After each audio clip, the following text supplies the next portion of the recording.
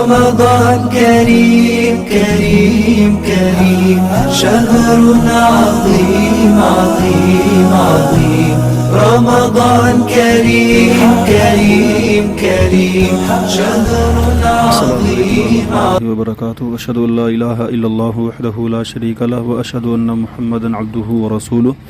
آج اللہ تعالیٰ کی توفیق سے 18واں پارہ ہم شروع کرنے جا رہے ہیں۔ 18ویں پارے کے آغاز میں مومن کی صفات بیان ہوئی ہیں کہ جو لوگ کامیاب ہونے والے ہیں، جو مومن کامیاب ہونے والے ہیں، ان کی صفات کیا ہیں۔ ان کی صفات میں سے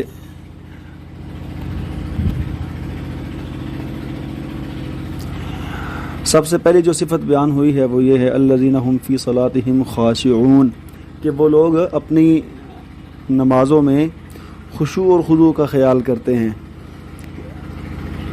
ان کی نمازوں کے اندر عاجزی ہوتی ہے، وہ ڈرتے ہوئے نماز ادا کرتے ہیں۔ تو اس کا کیا مطلب ہے؟ یعنی کہ نماز جب بندہ ادا کرے تو پوری توجہ کے ساتھ نماز ادا کی جائے اور نماز کے اندر بے جا حرکت نہ کی جائے۔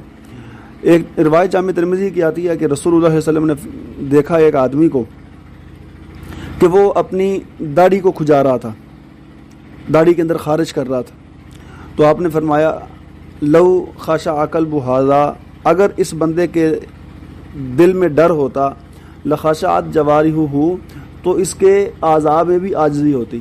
یعنی دل سے اگر بندہ پوری توجہ نماز کے اندر نہ کرے تو پھر اعضاء کو صحیح طریقے سے نماز کے اندر متوجہ نہیں کیا جا سکتا۔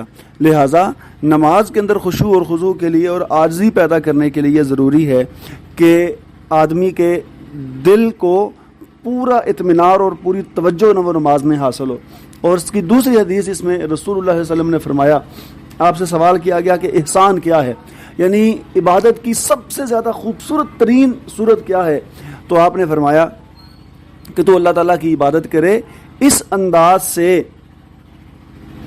کہ تو اللہ کو دیکھ رہا ہے، یعنی جس مالک کے سامنے تو سجدہ کر رہا ہے تیری یہ کیفیت ہو کہ تو اللہ کو دیکھ رہا ہے، اور اگر تیری یہ کیفیت نہ بن پائے تو کم از کم یہ کیفیت ہو کہ اللہ تجھے دیکھ رہے ہیں، اور اگر ان دونوں میں سے کوئی کیفیت نہیں ہے تو پھر عبادت کا کوئی جو لذت ہوتی ہے نا وہ حاصل نہیں ہوتی۔ اور اس کی بنیادی وجہ کیا ہے؟ بنیادی وجہ یہ ہے کہ ہم عبادت کو ایک عادت کے طور پر کرتے ہیں، نماز کا ٹائم ہوگا چلو نماز پڑھ لیتے ہیں جا کے، چلو روزہ رکھنے کا ٹائم ہو گیا چلو جی سحری کر کے روزہ رکھ لیتے ہیں، افطاری کا ٹائم ہو گیا چلو جی افطار کر لیتے ہیں۔ یہ ہماری صرف ایک عادت بنی ہوئی ہے اور عادت کو ہم پورا کرتے ہیں، جبکہ عبادت کیا ہے؟ امام ابن قیم رحمۃ اللہ علیہ بیان کرتے ہیں کہ عبادت یہ ہے کہ کوئی شخص پوری محبت کے ساتھ اس عمل کو پورا کرے۔ جب محبت کے ساتھ پوری دل لگی کے ساتھ اس عمل کو پورا کیا جاتا ہے نا، چاہت کے ساتھ اس عمل کو پورا کیا جاتا ہے، تو تب جا کے وہ عبادت بنتا ہے۔ اس کی میں مثال دیتا ہوں چھوٹی سی۔ کسی نے اپنے کسی دوست کو ملنے کے لیے جانا ہو نا، اور وہ بڑا اس کا قریبی دوست ہو، تو اس کے پاس جانے کے لیے وہ تیار ہوتا ہے، نہا کے دھو کے اور کپڑے بہترین پہن کے، اور پھر جناب اس کی طرف جائے گا تو راستے میں سوچتا جائے گا یہ بات کرنی ہے یہ بات کرنی ہے، وہاں بیٹھ کے بھی پھر وہ اسی کی طرف متوجہ ہوتا ہے، ہر چیز کو بھول جاتا ہے، اور حتیٰ کہ گھر سے پھر بار بار فون آ رہے تو کب آنا ہے، اور وہ فون بھی نہیں اٹھا رہا ہوتا کیونکہ اپنے دوست کے بعد ساتھ ملا ہے اور بڑی دیر بعد اس کو ملا ہے۔ تو یہی کیفیت اگر ہم اللہ تعالیٰ کے ساتھ ملنے کے لیے ملاقات کے لیے جا رہے ہیں، عبادت کے لیے جا رہے ہیں، تو ہمارے اندر بھی یہ حالت ہونی چاہیے، یہ محبت کا یہ چاہت کا ایک انداز ہمارے اندر پیدا ہونا چاہیے۔ اس کے بعد اگلی چیز ہے والذین هم عن اللغو معرضون، کہ مومن وہ ہوتا ہے جو بے مقصد کاموں سے اعراض کرتا ہے، بے مقصد کاموں کو ہاتھ نہیں لگاتا۔ اور رسول اللہ صلی اللہ علیہ وسلم نے فرمایا تھا نا من حسن اسلام المرء ترکہ ما لا یعنی، کہ ایک آدمی کے بہترین مسلمان ہونے کی دلیل یہ ہے کہ وہ ایسی باتوں کو ترک کر دیتا ہے جو باتیں بے مقصد ہوتی ہیں، وہ اعمال اور وہ باتیں وہ چیزیں جس کا مقصد کوئی نہیں ہے، نہ دنیا میں اس کا کوئی مقصد ہے نہ آخرت میں کوئی فائدہ ہے، تو بے فائدہ بے مقصد چیزیں وہ ساری کی ساری مومن ترک کر دیتا ہے، مومن ایسی چیزوں کو اختیار نہیں کرتا۔ اس کے بعد والذین هم لفروجہم حافظون، یہ بڑی اہم ایک صفت بیان ہوئی ہے کہ وہ اپنی شرمگاہ کی حفاظت کرتا ہے۔ مومن کی پہچان یہ ہے کہ وہ اپنی شرمگاہ کی حفاظت کرتا ہے۔ اور رسول اللہ صلی اللہ علیہ وسلم نے بہت عظیم بات بیان کر دی ہے کہ وہ بندہ جو اپنی شرمگاہ اور اپنی زبان کی مجھے ضمانت دے دے تو میں اس کو جنت کی ضمانت دیتا ہوں۔ نبی رحمت صلی اللہ علیہ وسلم نے اس بندے کے لیے جنت کا اعلان کیا ہے جو اپنی زبان اور اپنی شرمگاہ کو اپنے قابو میں رکھتا ہے اور اسلام کے بتائے ہوئے جائز اور حلال طریقوں کے علاوہ اپنی زبان بھی نہیں کھولتا اور اپنی شرمگاہ بھی استعمال نہیں کرتا۔ تو ایسے شخص کے لیے اللہ رب العزت نے نبی کریم صلی اللہ علیہ وسلم کی زبانی اس کو جنت کی بشارت دی ہے۔ تو لہٰذا جو جائز اور حلال ذریعہ ہے اپنی جنسی خواہش کو پورا کرنے کا، وہ صرف ایک ذریعہ نکاح کا ہے۔ نکاح کے علاوہ جتنے بھی معاملے ہیں چاہے کسی بھی طریقے سے کوئی بندہ لذت حاصل کرتا ہے، کوئی ویڈیو وغیرہ دیکھ کے، اکیلے بیٹھ کے، یا کسی بھی طریقے سے کوئی بندہ جیسی بھی لذت حاصل کرتا ہے، اپنی جنسی خواہش کو پورا کرتا ہے، تو یہ بندہ اس حکم کی مخالفت کر رہا ہے، مومنوں کی اس صفت کی وہ انکاری ہو رہا ہے۔ تو اس اعتبار سے اتنا سا ایمان پھر اس کے اندر نہیں رہ جائے گا۔ لہٰذا ان چیزوں سے بھی ہمیں بچنا ہے جو ہم تنہائیوں میں بیٹھ کے کرتے ہیں۔ جو ایسے لوگوں کے، بعض لوگوں کی بیماری ہوتی ہے، وہ صرف اس لیے یہ باتیں کرتے ہیں کہ چلو جی اور کچھ نہیں تو چلو دوسرے بندے سے بات تو ہو رہی ہے نا۔ تو بات کرنا غیر محرم کے ساتھ اور حرام کے رشتے بنانا، یہ ساری چیزیں اللہ کو پسند نہیں ہیں، اور یہ ساری کی ساری چیزیں والذین هم لفروجہم حافظون کی صفت کی مخالفت کے اندر آئیں گی۔ اس کے بعد اللہ رب العزت نے انبیاء کو حکم دیا ہے، یا آیت نمبر 51 ہے، یا ایھا الرسل کلوا من الطیبات واعملوا صالحا بما تعملون علیم انی بما تعملون علیم۔ یہاں دو حکم دیے ہیں کہ پاکیزہ چیزیں کھاؤ اور نیک عمل کرو، کیونکہ جو شخص پاکیزہ نہ کھاتا ہو، حلال نہ کھاتا ہو، وہ پھر اچھے اعمال نہیں کر سکتا۔ جو بندہ حرام کھاتا ہے نا، اللہ تعالیٰ اس سے نیک اعمال کی توفیق چھین لیتے ہیں۔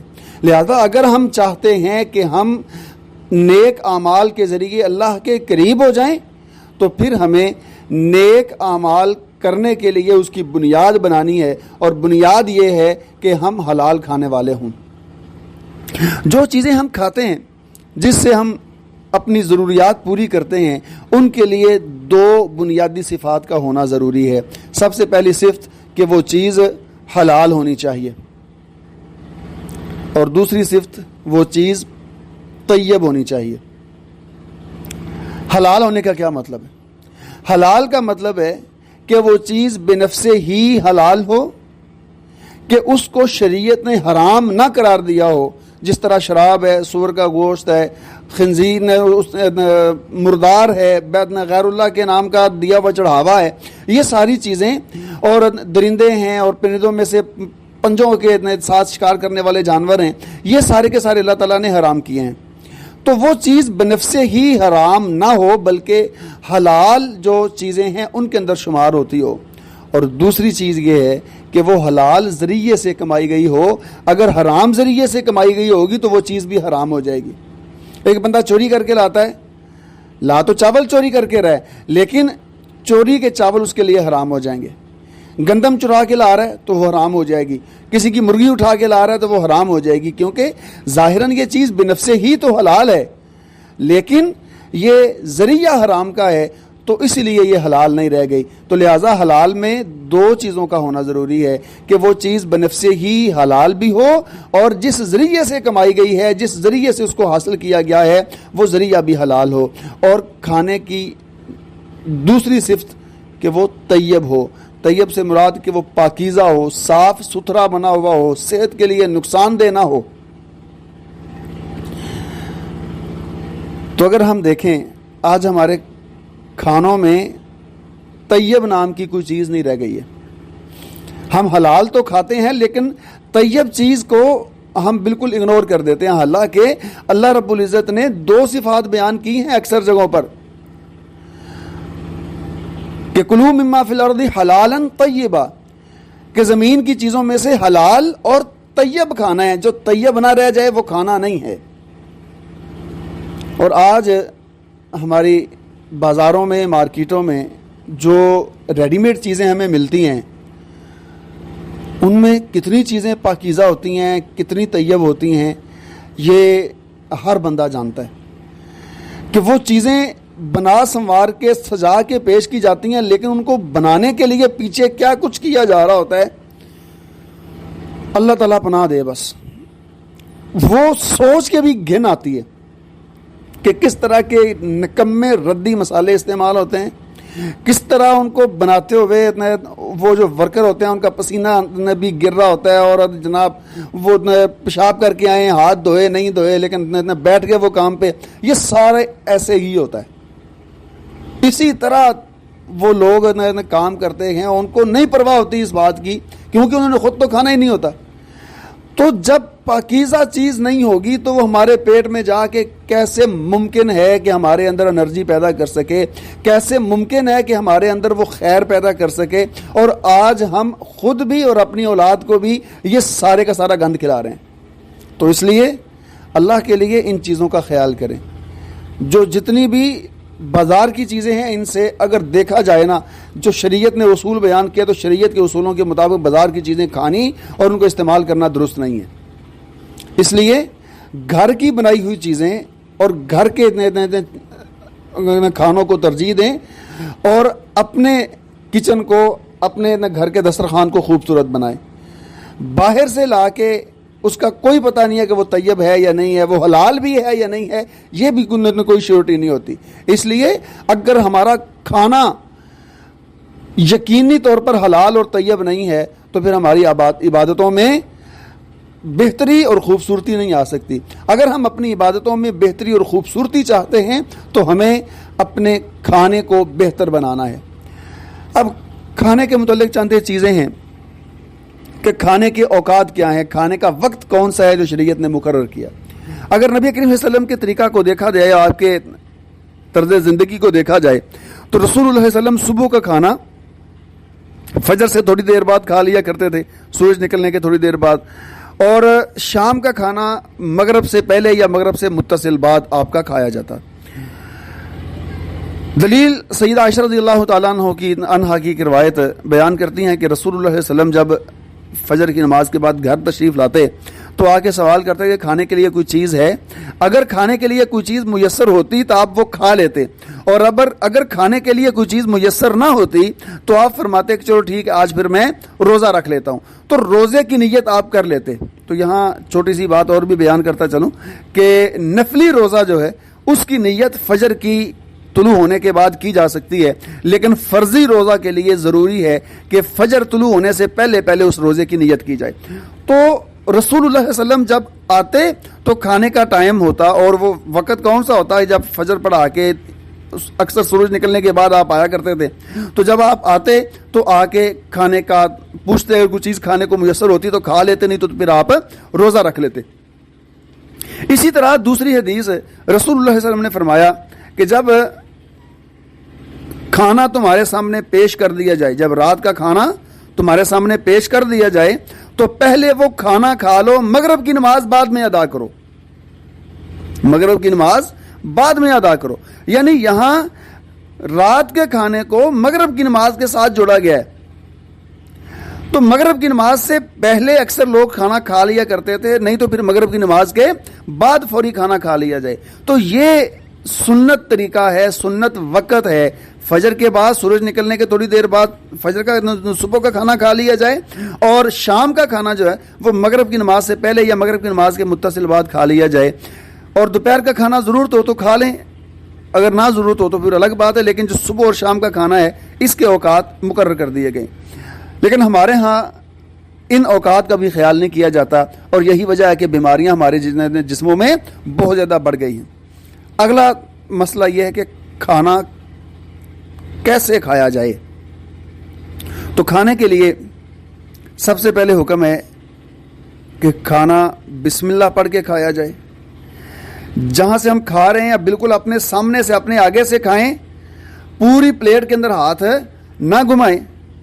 کھانا جب ہم کھانے لگے ہیں تو برتن کے درمیان میں سے نہ کھانا شروع کریں, کیونکہ حدیث میں آتا ہے کہ رسول اللہ صلی اللہ علیہ وسلم نے فرمایا کہ کھانا اپنے سامنے سے کھاؤ, برتن کے درمیان سے کھانا نہ کھاؤ, کیونکہ درمیان میں اللہ کی طرف سے برکت اتر رہی ہوتی ہے. تو برتن کے درمیان میں سے کھانا نہیں کھانا, اپنے سامنے سے کھانا ہے. اسی طرح کھانا کھانے کے بعد الحمدللہ پڑھنا, اور پھر کھانا کھانے کے بعد اپنے ہاتھ دھونا. پہلے ضرورت ہو تو دھوئے جا سکتے ہیں, نہ ضرورت ہو تو نہیں دھو سکتے, کوئی لازمی نہیں ہے پہلے ہاتھ دھونا. لیکن کھانا کھانے کے بعد ہاتھ دھونا سنت ہے, کیونکہ ہاتھ کھانا کھانے کی وجہ سے گندے ہو چکے ہوتے ہیں. تو کھانا کھانے سے پہلے اگر کوئی بندہ کام وغیرہ کر رہا ہے تو ظاہر ہے گندے ہاتھوں سے تو کھانا نہیں کھائے گا نا, ہاتھ دھو کے کھانا کھائے گا. پہلے ضرورت ہو تو دھو سکتا ہے, ضرورت نہ ہو تو دھونے کی ضرورت نہیں ہے. البتہ کھانا کھانے کے بعد ہاتھ ضرور دھونے چاہیے. اگلا سوال یہ کہ کھانا کتنا کھایا جائے. تو اس میں رسول اللہ صلی اللہ علیہ وسلم نے ایک حدیث بیان فرمائی کہ کافر جو ہے وہ اپنی 7 آنتوں میں کھانا کھاتا ہے اور مومن 1 آنت میں کھانا کھاتا ہے. یعنی مومن صرف ضرورت کے مطابق کھانا کھاتا ہے. اتنا کھانا کہ حلق تک کھانا آ جائے اور پھر بندہ بعد میں کوئی نئی چیز کھاتا پھرے کہ جی مجھے تھوڑی سی کچھ چرون دے دو, کوئی پکی دے دو تاکہ میرا کھانا تھوڑا سا ہضم ہو جائے. اس طرح کی صورتحال نہیں بنانی. کھانا اچھا ہو, جو جسم کے اندر انرجی دینے والا ہو, اور مناسب کھانا کھایا جائے, تھوڑا ضرورت کے مطابق کھانا کھایا جائے. آسان لفظوں میں ایسے کہہ سکتے ہیں کہ زندہ رہنے کے لیے کھانا ہے, کھانے کے لیے زندہ نہیں رہنا. اور ایک آخری بات کھانے کے حوالے سے کہ کھانا مل کے کھانا چاہیے. ایک صحابی نبی کریم صلی اللہ علیہ وسلم کے پاس تشریف لائے اور کہتے ہیں کہ یا رسول اللہ, ہم کھانا تو کھاتے ہیں لیکن ہم سیر نہیں ہوتے, پیٹ نہیں بھرتا, جیسے کھانا کھا کے بندہ مطمئن ہوتا نا, ایسی صورتحال نہیں ہوتی. تو آپ نے فرمایا شاید کہ تم علیحدہ علیحدہ بیٹھ کے کھانا کھاتے ہو. تو انہوں نے اس صحابی نے جواب دیا کہ ہاں اللہ کے رسول, ہم الگ الگ بیٹھ کے کھانا کھاتے ہیں. تو آپ نے فرمایا اکٹھے کھانا کھایا کرو اور اللہ کا نام لے کر کھانا کھایا کرو, تو اس میں برکت ڈال دی جاتی ہے. تو لہٰذا کھانا ہمیں اکٹھے کھانا چاہیے. اس اکٹھے کے 2 مفہوم ہیں, یا تو یہ ہے کہ کسی بڑے برتن میں سارے اکٹھے ایک ہی جگہ پر بیٹھ کے کھانا کھائیں, یا پھر ایک وقت میں سارے اکٹھے مل کے کھانا کھائیں. تو جب اکٹھے بیٹھ کے کھانا کھایا جاتا ہے تو اس میں بہت زیادہ برکت ہوتی ہے. اس کے بعد سورہ مومنون کی آیت نمبر 97 اور 98, اس میں شیطان کے وسوسے سے بچنے کے لیے بہترین ایک نسخہ بیان کیا گیا ہے کہ اے نبی آپ کہہ دو ربی اعوذ بک من ہمزات الشیاطین و اعوذ بک ربی ان یحضرون, کہ میں شیطان کے وسوسے اور ان کے برے خیالات سے اللہ تعالیٰ کی پناہ میں آتا ہوں, اور اس بات سے بھی اللہ کی پناہ اور حفاظت میں آتا ہوں کہ وہ میرے پاس حاضر ہوں, میرے پاس آئیں. تو اگر کسی بندے کو برے خیالات وسوسے آتے ہوں اور وہ شیطانی حملوں سے پریشان ہو تو یہ کثرت سے دعا پڑھے تو انشاءاللہ اس کے معاملات اللہ تعالیٰ بہتر کر دیتے ہیں. اس کے بعد سورہ نور شروع ہو رہی ہے, اور سورۃ النور میں پہلی جو حکم ہے الزانیۃ والزانی فاجلدوا کل واحد منہما 100 جلدہ,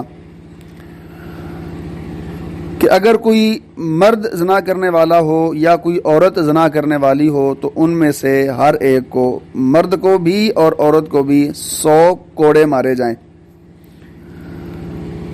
اور حدیث میں یہ بات موجود ہے کہ اگر کوئی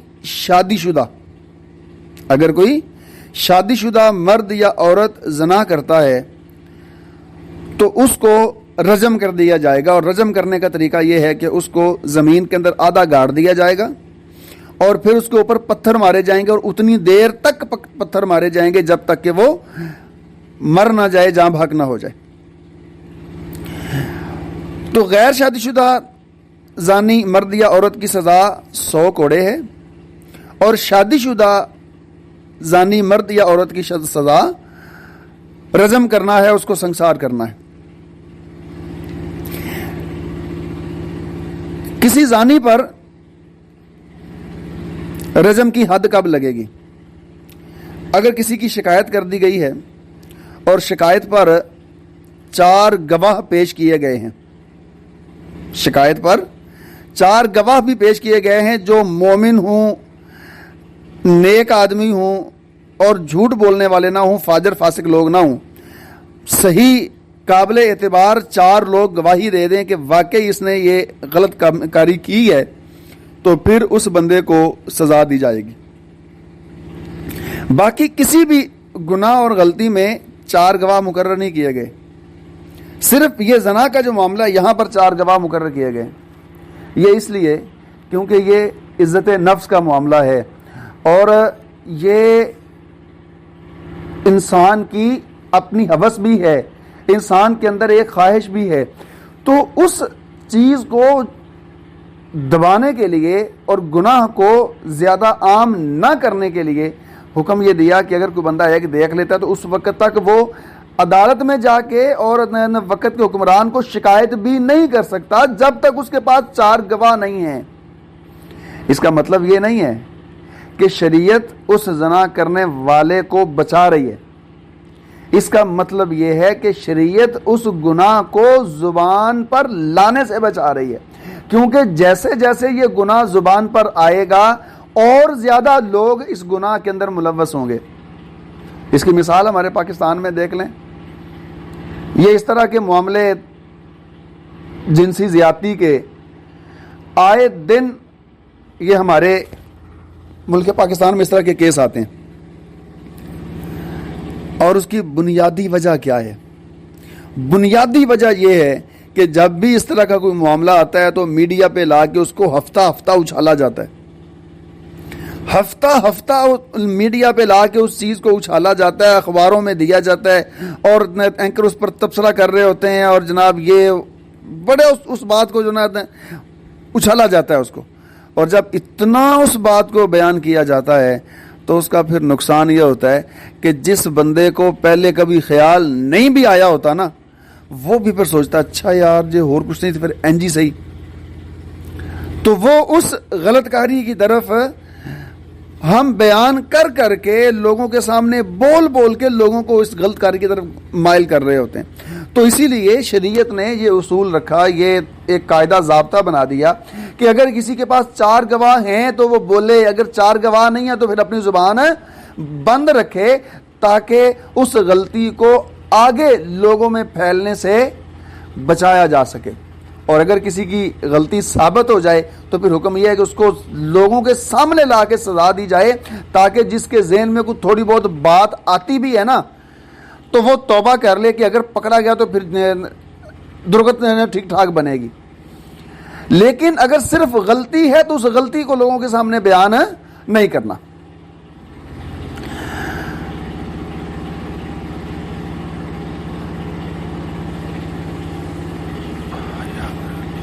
اس کے بعد اگلا حکم ہے الزانی لا ینکح الا زانیۃ او مشرکۃ والزانیۃ لا ینکحها الا زان او مشرک، کہ زانی مرد وہ زانیہ عورت یا مشرکہ عورت سے ہی اپنی جنسی خواہش پوری کرتا ہے، اور زانیہ عورت وہ زانی مرد یا مشرک مرد سے ہی اپنی جنسی خواہش پوری کرتی ہے۔ یہاں پر 2 مسئلے بیان ہوئے ہیں۔ پہلا مسئلہ تو یہ ہے کہ کیا جو مرد یا عورت نکاح سے پہلے اپنا معاملہ غلط کاری کا کر لیتے ہیں تو کیا ان کا آپس میں نکاح ہو سکتا ہے یا وہ آپس میں بعد میں شادی کر سکتے ہیں؟ تو اس کے متعلق ایک حدیث سنن ابی داود کی آتی ہے کہ رسول اللہ صلی اللہ علیہ وسلم کے پاس ایک صحابی آیا اور اس نے سوال کیا کہ اللہ کے رسول صلی اللہ علیہ وسلم، ایک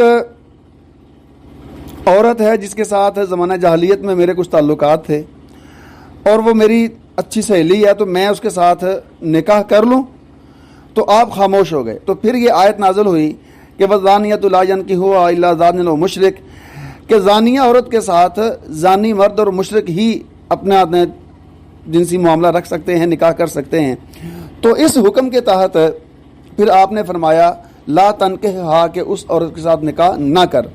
تو اس حدیث کو دلیل بناتے ہوئے یہ مسئلہ سمجھ آتا ہے کہ وہ مرد یا عورت جن کا آپس میں کوئی غلط معاملہ ہو چکا ہو تو وہ آپس میں ایک دوسرے کے ساتھ پھر نکاح نہیں کر سکتے، ان کا نکاح نہیں ہو سکتا، کسی بھی صورت ان کا نکاح نہیں ہوگا۔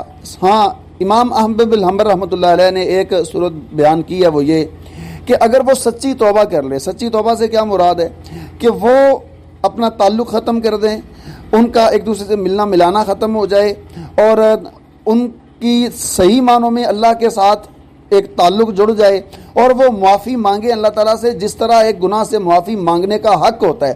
اگر وہ ان ساری چیزوں کو پورا کرتے ہیں تو ان کا آپس میں پھر نکاح ہو سکتا ہے۔ لیکن وہ اگر سمجھ آئے، کوئی عالم، کوئی مفتی، کوئی قاضی فتویٰ دے کہ ہاں اب ان کی صورت بہتر ہے کہ یہ توبہ ان کی نظر آ رہی ہے، لیکن صرف اور صرف ان کا آپس میں تعلق ہو اور پھر وہ بعد میں علیحدہ ہو جائیں اور کہیں جی اب نکاح کر لو، تو یہ صورت جائز اور درست نہیں ہے۔ دوسرا مسئلہ اس میں یہ بیان ہوا ہے کہ بسا اوقات اس آیت کی تناظر میں ہمارے کچھ بھائی یا کچھ بہنیں پریشان ہو جاتی ہیں کہ جب ان کا نکاح ہوا ہوتا ہے تو شوہر اس طرح کا کوئی غلط معاملہ کسی جگہ پہ جا کے کرتا ہے، یا بیوی سے کوئی غلطی سرزد ہو جاتی ہے، تو شوہر پھر سمجھ رہا ہوتا ہے کہ شاید میں بھی ایسا ہی ہوں، کیونکہ یہاں تو نکاح ہو گیا زانی کے ساتھ زانی کا، تو کیا اگر یہ زانی ہے تو پھر میں بھی زانی ہوں۔ تو ایک دوسرے کے اوپر پھر جب ان میں سے کوئی ایک غلط کاری کرتا ہے تو دوسرا پریشان ہو رہا ہوتا ہے۔ تو یہاں مسئلہ جو ہے وہ تھوڑا سا سمجھنے والا ہے کہ اس کا مطلب یہ نہیں ہے کہ نکاح جو ہے نا وہ اگر ہو گیا ہے تو پھر ان میں سے کوئی ایک زانی تو دوسرا بھی ایسے ہو جائے گا، بلکہ نکاح کے رشتے میں وہ دونوں ایک حلال اور جائز تعلق کے ساتھ جڑے ہوئے ہیں۔ باقی اگر ان دونوں میں سے کوئی ایک غلط معاملہ کسی جگہ پہ جا کے کرتا ہے تو اس کا اس آیت کے تناظر میں مفہوم یہ ہوگا کہ غلط تعلق اگر کوئی بندہ جوڑتا ہے تو زانی سے ہی جوڑتا ہے، کوئی مومن مواحد اور اچھا کردار والا جو ہے وہ اپنا تعلق باہر کسی زانی کے ساتھ نہیں جوڑتا۔ تو لہٰذا اس آیت کو لے کے پریشان ہو جانا اور یہ سمجھنا کہ شاید معاملہ جو ہے وہ ہمارا بھی ویسا ہی ہو گیا ہے، تو یہ بات درست نہیں ہے۔ اس کے بعد سورۃ النور میں سیدہ عائشہ رضی اللہ تعالیٰ عنہ کا واقعہ بیان ہوا ہے کہ جب وہ ایک غزوہ میں پیچھے رہ گئی غلطی سے، اور ایک صحابی کے ساتھ جب وہ واپس مدینہ تک پہنچی تو منافقین نے باتیں کرنا شروع کر دیں کہ نعوذ باللہ من ذالک، عائشہ کا کردار درست نہیں ہے۔ تو اللہ رب العزت نے سیدہ عائشہ رضی اللہ تعالیٰ عنہ کا کردار سچا ثابت کرنے کے لیے اور ان کی پاک دامنی کو بیان کرنے کے لیے قرآن حکیم کے اندر آیات نازل کی، اور پھر آخر میں فرمایا سبحانک ھذا بہتان عظیم، یہ تو صرف ایک بہتان ہے، اس کا حقیقت کے ساتھ کوئی تعلق نہیں ہے۔ اور مومنوں کو بھی اس بات کا حکم دیا کہ جو مومن صحابہ کرام ان منافقین کی باتوں میں آ گئے تھے ان کو بھی حکم دیا کہ ان کو چاہیے تھا کہ وہ بات کی تحقیق کرتے، بغیر بات کی تحقیق کیے وہ ان کی باتوں میں آ گئے ہیں تو یہ ایک مومن کی شایان شان نہیں تھا۔ تو بعد میں پھر جن صحابہ کرام نے کچھ اس طرح کی باتوں میں وہ آگے تھے، منافقین کی باتوں میں آگے تھے، ان کو پھر سزا بھی ملی اور منافقین کو تنبیہ بھی کی گئی کہ آئندہ اس طرح کا معاملہ نہیں کرنا۔ اس کے بعد اگلی آیت الخبیثات للخبیثین والخبیثون للخبیثات، کہ ناپاک مرد ناپاک عورتوں کے لیے اور ناپاک عورتیں ناپاک مردوں کے لیے، اور اچھی عورتیں اچھے مردوں کے لیے اور اچھے مرد اچھی عورتوں کے لیے۔ یہ ایک نسبت اللہ نے بنا دی ہے کہ جو غلط لوگ ہوتے ہیں وہ اپنے تعلق غلط لوگوں کے ساتھ ہی جوڑتے ہیں، اور جو اچھے لوگ ہوتے ہیں ان کا تعلق رشتہ ناتا اچھے لوگوں کے ساتھ ہی جڑتا ہے، چاہے وہ شادی بیاہ کا معاملہ ہو، چاہے ویسے دلی ایک لگاؤ ہو، تو وہ صرف اور صرف اسی جگہ پر تعلق بنتا ہے جہاں وہ ان جیسے ہوتے ہیں۔ اور ان آیات کا دوسرا مفہوم یہ ہے کہ گندی باتیں وہ گندے لوگ ہی کرتے ہیں اور اچھی باتیں اچھے لوگ ہی کرتے ہیں۔ تو اگر کوئی بندہ بری باتیں کرتا ہے، بے حیائی کی باتیں کرتا ہے، اس کی زبان پہ کوئی اچھی بات ہی نہیں آتی، تو مطلب کہ اس کا کردار بھی پھر اچھا نہیں ہے. تو ایسے لوگوں سے پھر ہمیں کنارہ کشیدگی اختیار کرنی ہے. اور ایسا بندہ جو اچھی بات کرتا ہے، اچھی گفتگو کرتا ہے، تو ایسے بندے کا کردار بھی یقیناً اچھا ہوگا. تو پھر ایسے بندے کے پاس بیٹھنا اور ایسے لوگوں کے ساتھ تعلق رکھنا چاہیے.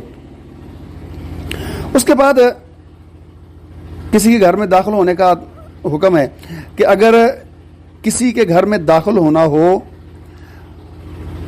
تو یا ایھا الذین آمنوا لا تدخلوا بیوتا غیر بیوتکم حتی تستأنسوا، کہ جب تک اجازت نہ لے لو، اجازت لیے بغیر گھر میں داخل نہیں ہونا. اور اگر گھر والے اجازت دے دیں تو پھر گھر میں داخل ہوتے ہوئے سلام کہنا ہے. اور اگر گھر والے اجازت نہ دیں تو پھر واپس پلٹ جانا ہے. گھر میں داخل ہونے کے لیے اجازت کیسے لینی ہے؟ اجازت لینے کا طریقہ کار یہ ہے، رسول اللہ صلی اللہ علیہ وسلم جب کسی کے ہاں تشریف لے جاتے تو آپ 3 مرتبہ دروازے پر کھڑے ہو کے السلام علیکم کہتے. تو السلام علیکم کہنے کا مطلب یہ ہوتا تھا کہ دروازے پر کوئی ہے جو اندر آنا چاہتا ہے. تو آج کل ہمارے مکانات کیونکہ بہت زیادہ گنجان ہو گئے ہیں اور دروازے پر کھڑے ہو کے اگر کوئی بندہ السلام علیکم کہتا ہے تو اس کے اندر آواز نہیں جا سکتی. تو پھر اس کا طریقہ کار کہ دروازے پر دستک دی جائے. تو دروازے پر دستک دینا یہ بھی صحابہ کرام کا طرز عمل ملتا ہے کہ صحابہ کرام اگر کسی کے ہاں جاتے تو دروازے پر دستک دیتے. تو دستک دینا یا السلام علیکم کہہ کر اجازت طلب کرنا یہ 3 بار ہوگا. پہلی بار دستک دے کے تھوڑی دیر انتظار کریں گے، اگر کوئی جواب نہیں ملا تو پھر دوسری بار دستک دیں گے، پھر بھی جواب نہیں ملا تو پھر تیسری بار دستک دیں گے. اگر تیسری بار بھی دستک دینے پر جواب نہیں ملا تو پھر واپس پلٹ جانا ہے. اس کا مطلب یہ ہے کہ یا تو گھر والے گھر میں نہیں ہیں یا پھر وہ کسی ضروری کام کی وجہ سے کسی کو اندر بلا نہیں سکتے ہیں، تو اس لیے وہاں سے واپس پلٹ جانا ہے. ان کی طرف سے گھر میں داخل ہونے کی اجازت نہیں ہے. اور اگر ہم جا کے کسی کے دروازے پر دستک دیتے ہیں تو اندر سے کوئی بندہ پوچھتا ہے کہ آپ کون ہیں تو پھر اپنا نام بتانا چاہیے. ایک صحابی نبی کریم صلی اللہ علیہ وسلم کے پاس گئے، دروازے پر دستک دی اور آپ نے آ کے سوال کیا جی کون؟ تو صحابی نے کہا جی میں. آپ باہر نکلے اور آپ نے فرمایا میں. تو یہ آپ نے تھوڑا سا ناپسند کیا اس معاملے کو کہ یہ کیسا انداز ہے کہ اپنا نام نہیں بتایا میں کر رہے ہو. تو یہ چیز درست نہیں ہے. جب کوئی بندہ سامنے سے سوال کرتا ہے، پوچھتا ہے کہ آپ جی کون ہیں، تو پھر اس کو بتانا چاہیے کہ میں فلاں ہوں، اپنا نام بتانا چاہیے. اس کے بعد اللہ رب العزت نے معاشرتی نظام کو بہتر رکھنے کے لیے اور اپنے آپ کو قابو اور کنٹرول میں رکھنے کے لیے مردوں کو حکم دیا 2 چیزوں کا کہ یغضوا ابصارہم، کہ مرد اپنی نگاہوں کو نیچا رکھیں، ویحفظوا فروجہم، اور اپنی شرمگاہوں کی حفاظت کریں. 2 حکم ہیں مردوں کے لیے اور ان دونوں احکام کو پورا کرنا مرد کے لیے ضروری ہے. اور خواتین کے لیے بھی یہ حکم ہے کہ یغضضن من ابصارہن، کہ وہ بھی اپنی نگاہوں کو نیچا رکھیں، ویحفظن فروجہن، اور اپنی شرمگاہوں کی حفاظت کریں اور اپنی زینت کو، اپنی خوبصورتی کو لوگوں کے سامنے ظاہر نہ کریں سوائے ان کے جن کی شریعت نے اجازت دے دی ہے. اور اگر کہیں باہر نکلنا ہو، کسی غیر مرد کے سامنے آنا ہو، وَلْيَضْرِبْنَ بِخُمُرِهِنَّ عَلَىٰ جُيُوبِهِنَّ، تو اپنی بڑی چادروں کو اپنے اوپر اوڑھ لیں. تو یہ چیزیں عورت کے لیے 4 حکم ہیں کہ وہ اپنی نگاہوں کو بھی جھکا کے رکھے گی، اپنی شرمگاہ کی بھی حفاظت کرے گی اور اپنی زینت اور خوبصورتی کو ظاہر نہیں کرے گی. اور اگر کہیں ایسا کرنا پڑ جائے کہ کہیں باہر جانا پڑ جائے تو پھر اپنے اوپر بڑی چادر اوڑھے گی اور اپنی زینت کو اور اپنے لباس کو چھپا لے گی. مرد کے لیے 2 حکم ہے، عورت کے لیے 4. اور مرد کے لیے 2 حکم اس لیے رکھے گئے کیونکہ مرد کی مشقت محنت زیادہ ہے اور مرد نے سارا دن کام کاج کرنے ہیں، اور اگر وہ نقاب وغیرہ کر کے اوڑھ کے پھرے گا تو پھر اس کے لیے کام کرنا مشکل ہے. اور عورت کے لیے کیونکہ اللہ رب العزت نے یہ ایک اعزاز رکھا ہے کہ اس کو گھر میں ہی رہنا ہے، اس کو باہر کے مشقت کے کام اس کے ذمہ نہیں ڈالے، اس کی ذمہ داریوں میں یہ چیز شامل نہیں ہے، تو اس لیے عورت کے لیے اس بات کا حکم ہے کہ وہ گھر میں رہے گی اور اپنی زینت کو ظاہر نہیں کرے گی، اور اگر باہر جانا پڑ جائے کہیں تو پھر وہ اپنے اوپر بڑی چادر اوڑھ کے پھر نکلے گی۔ اب یہاں معاملہ الٹ ہے۔ جو پہلا حکم ہے نگاہوں کو جھکانے کا، مرد تو نگاہیں جھکا لیتے ہیں عورت کو دیکھ کے، لیکن عورتیں سمجھتی ہیں کہ شاید ہمارے لیے یہ حکم نہیں ہے، اور وہ بیٹے بیٹے مردوں کی طرف دیکھ رہی ہوتی ہیں اور اس کو گناہ بھی نہیں سمجھتی۔ جتنا گناہ کسی مرد کو عورت کی طرف دیکھنے پر ہوتا ہے، اتنا ہی گناہ کسی عورت کو غیر محرم مرد کی طرف دیکھنے پہ ملتا ہے۔ تو لہٰذا اس حکم میں دونوں برابر ہیں، اور جب مرد اور عورت دونوں ہی اپنی نگاہ جھکا کے چلیں گے تو بس سوال ہی پیدا نہیں ہوتا کہ کوئی معاملہ ہو جائے۔ ہم اپنی مرضی کا دین بنا لیتے ہیں اور اپنی مرضی کی چیزیں اختیار کر لیتے ہیں اور اپنی مرضی کا رخ اتنا موڑ لیتے ہیں، تو یہ طریقہ کار درست نہیں ہے۔ مردوں کے لیے بھی حکم ہے کہ وہ اپنی نگاہوں کو جھکائیں، اور عورتوں کے لیے بھی حکم ہے کہ وہ اپنی نگاہوں کو جھکائیں۔ اور اس کے بعد جو سب سے آخری بات ہے پردہ کرنے کی، تو پردہ عورت کیسے کرے گی؟ اب یہاں ایک بہت بڑا سوال آ جاتا ہے کہ پردہ چہرے کا کیا جائے گا یا نہیں کیا جائے گا۔ تو اللہ تعالیٰ نے یہاں زینت کو چھپانے کا حکم دیا ہے، اور عورت کی خوبصورتی اور زینت اس کے چہرے سے ظاہر ہوتی ہے۔ سب سے پہلی نظر جس کی وجہ سے کسی بھی مرد یا عورت کی خوبصورتی کا ہم اندازہ لگا سکتے ہیں وہ اس کا چہرہ ہوتا ہے۔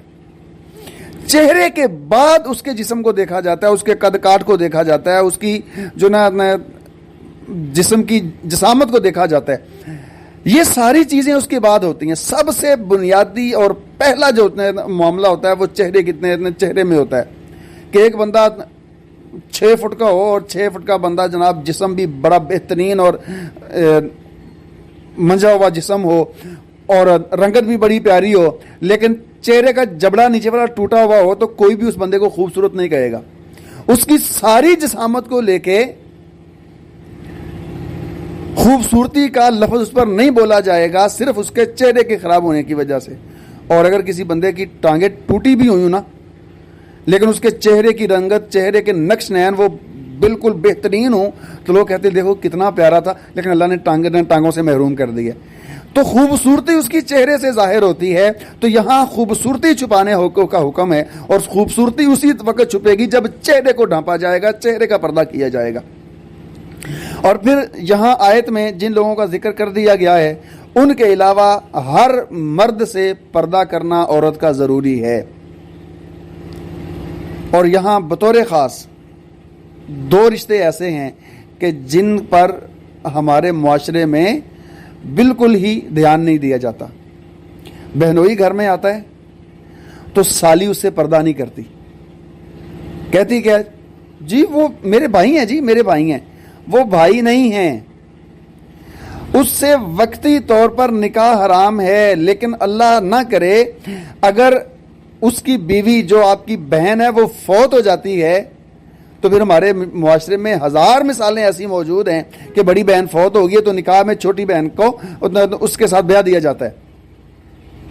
تو جہاں بھی یہ اصول ایک زندگی میں بٹھا لیں ذہن کے اندر کہ جہاں بھی کسی مرد کی عورت کے ساتھ شادی ہو سکتی ہے وہاں پردہ کرنا لازمی ہے، اور اگر جہاں شادی نہیں ہو سکتی، جہاں نکاح حرام ہے، وہاں پردے کی پھر کوئی ضرورت نہیں ہے، وہاں پردہ نہیں ہوگا۔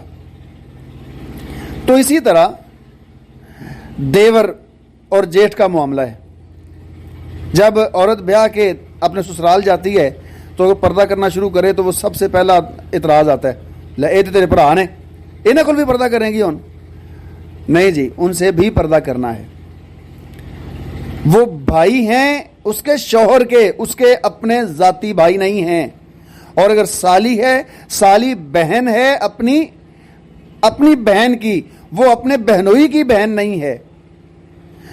تو اس لیے ان کا خیال کرنا انتہائی ضروری ہے۔